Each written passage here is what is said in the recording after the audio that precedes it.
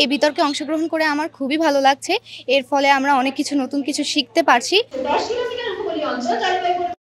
আজকে হাতুড়ির কাজ সবাই জানে, কিন্তু হাতুড়ির কাজ কিভাবে ব্যবহার করতে হয়, কোন বস্তুকে কতটুকু আঘাত করতে হয়, সেটা একটা বিজ্ঞান চর্চা ভিত্তিক মানুষ।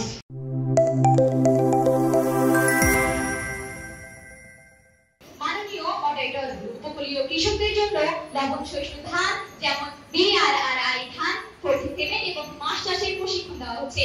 এটি 50 লাখ কৃষক পরিবারের জীবিকা রক্ষা করছে। প্রতিপক্ষ বন্ধুরা, আপনারা বলছেন জলবায়ু প্রকল্পে দুর্নীতি আছে, তাহলে কিভাবে 6 মিলিয়ন সোলার সিস্টেম 20 মিলিয়ন মানুষকে বিদ্যুৎ দিয়েছে, যা বিশ্বব্যাংক প্রশংসা করেছে। প্রশ্ন রইল প্রতিপক্ষ সরকারের জলবায়ু প্রকল্পের দৃশ্যমান আন্তর্জাতিক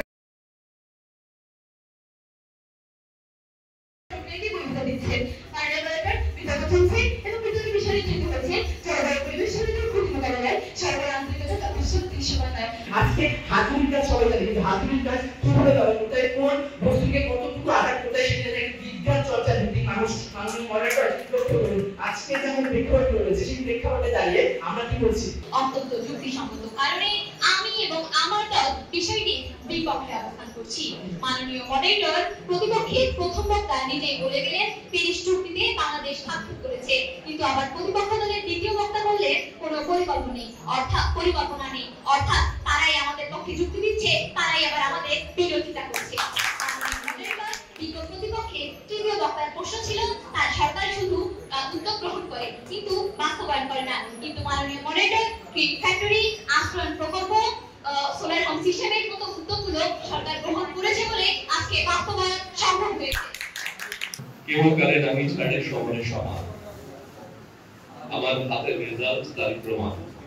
সবচেয়ে কম নম্বরের ব্যবধান 185 এবং 184। বিষয় ছিল জলবায়ু পরিবর্তন জনিত ক্ষতি মোকাবেলায় সরকারের আন্তরিকতা যথেষ্ট দৃশ্যমান নয়। একটি দল ছিল BM laboratory school and college Gaibandha এবং অন্যটি থানাহাট পাইলট বালিকা উচ্চ বিদ্যালয় কুড়িগ্রাম।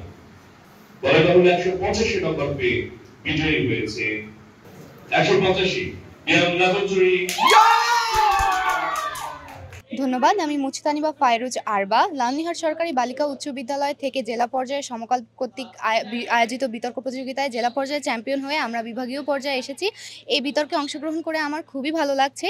এর ফলে আমরা অনেক কিছু নতুন কিছু শিখতে পারছি। এর জন্য আমি সমকাল কর্তৃপক্ষকে ধন্যবাদ জানাতে চাচ্ছি। সমকাল সুরিত সমাবেশ আয়োজনে এই বিতর্ক উৎসবটি হচ্ছে, তো তাদের আয়োজনটি আমাদের অত্যন্ত ভালো লেগেছে। তাদের আয়োজনে আমরা অত্যন্ত খুশি, তো তাদেরকে আমরা আন্তরিকভাবে ধন্যবাদ জানাচ্ছি।